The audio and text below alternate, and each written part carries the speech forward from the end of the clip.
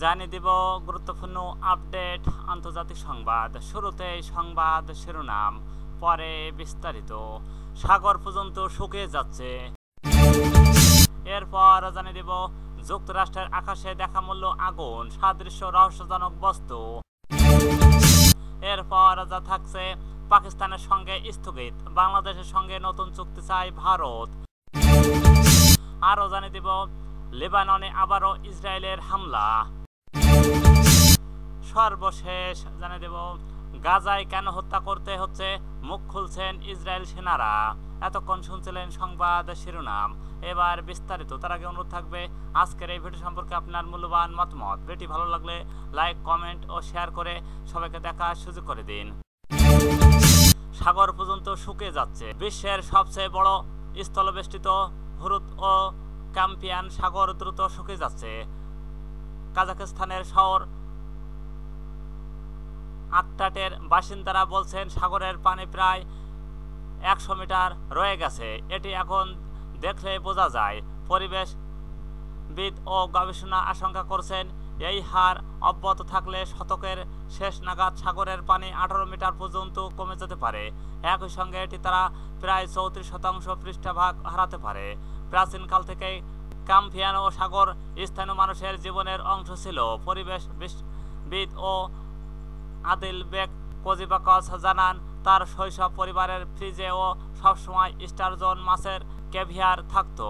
এখন সেই মাছ বিলুপ্ত প্রায়, এবং দোকানে প্রাকৃতিক ক্যাভিয়ার পাওয়া যায় না।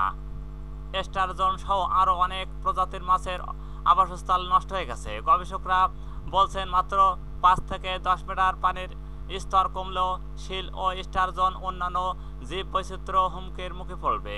যুক্তরাষ্ট্রের আকাশে দেখা মিলল আগুন, সাদৃশ্য রহস্যজনক বস্তু। যুক্তরাষ্ট্রের আকাশে আগুন সদৃশ্য বস্তুর দেখা মিলছে। বৃহস্পতিবার দুপুরে দেশটির দক্ষিণ পূর্বাঞ্চলের বস্তুটির দেখা মেলে। এই নিয়ে অঞ্চলের বাসিন্দাদের মধ্যে নানা কৌতূহলের সৃষ্টি হয়েছে। শুক্রবার 27 জুন সংবাদ মাধ্যম এনবিসি ও নিউজের এক প্রতিবেদনে এই তথ্য জানানো হয়েছে। দেশটির কর্মকর্তা জানিয়েছেন, বৃহস্পতিবার দুপুরে যুক্তরাষ্ট্রের দক্ষিণ পূর্বাঞ্চলে আকাশে উল্কাপাতের ঘটনা ঘটছে। এই সময় আকাশে জ্বলন্ত উল্কার দেখা মিলেছে। ন্যাশনাল ওয়েদার সার্ভিস জানিয়েছেন, এটি একটি উল্কা বৃষ্টির অংশ ছিল এবং কয়েক ঘন্টা পর্যন্ত এটি দৃশ্যমান ছিল। জর্জিয়ার ফোরসিথ ও কাউন্টি ইমার্জেন্সি ম্যানেজমেন্ট জানিয়েছেন, এই ঘটনায় এখন পর্যন্ত কোনো ক্ষয়ক্ষতি বা হতাহতের খবর পাওয়া যায়নি, তবে পরিস্থিতি নজরদারিতে রাখা হয়েছে।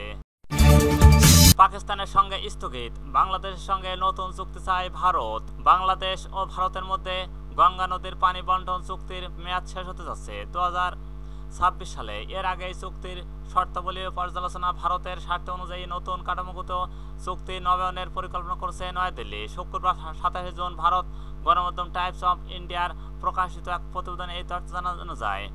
প্রকাশিত এক প্রতিবেদনে বলা হয়, পাকিস্তানের সঙ্গে সিন্ধু নদীর পানি চুক্তি বাতিলের পর এবার বাংলাদেশের সঙ্গে বিদ্যমান গঙ্গা চুক্তিতে পরিবর্তন আনার কথা ভাবছে ভারত। প্রতিবেদনে বলা হয়, ভারত সরকারের সংশ্লিষ্ট মহল মনে করছে 1996 সালের পুরনো চুক্তির কাঠামো বর্তমান সময়ের সঙ্গে খাপ খাচ্ছে না।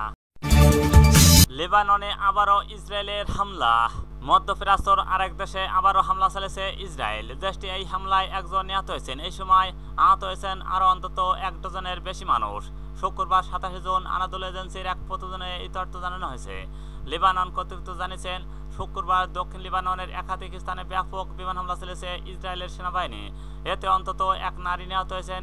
এই সময় আহত হয়েছেন আরও অন্তত 15 জন। লেবাননের জাতীয় বার্তা সংস্থা জানিয়েছেন, ইসরায়েলি যুদ্ধবিমান আলী আল তাহের, কফার তেপনিতি ও নাবাতিয়ে আল ফোকার বনাঞ্চল পার্বত্য এলাকায় কনকাশন রকেট হামলা চলেছে। এই রকেট বিস্ফোরণে সৃষ্ট প্রচণ্ড শব্দ দূরস্থ পর্যন্ত শোনা যায়।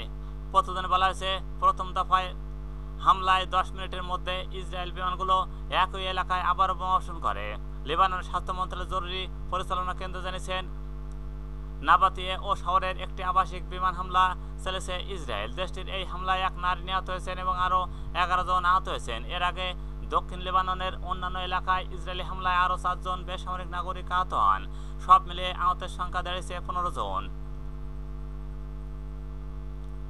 ইসরায়েল সেনাবাহিনী এক বিবৃতি দাবি করছে তারা দক্ষিণ লেবাননের মাউন্ট ও শকিব এই হিজবুল্লাহ একটি স্থাপনায় হামলা চালিয়েছে। তাদের দাবি হিজবুল্লাহ ওই ঘাঁটি পুনর্গঠনের চেষ্টা করেছিল। হিজবুল্লাহ এখনও এই হামলা বা ইসরায়েলি দাবি সম্পর্কে কোনো প্রতিক্রিয়া জানাননি।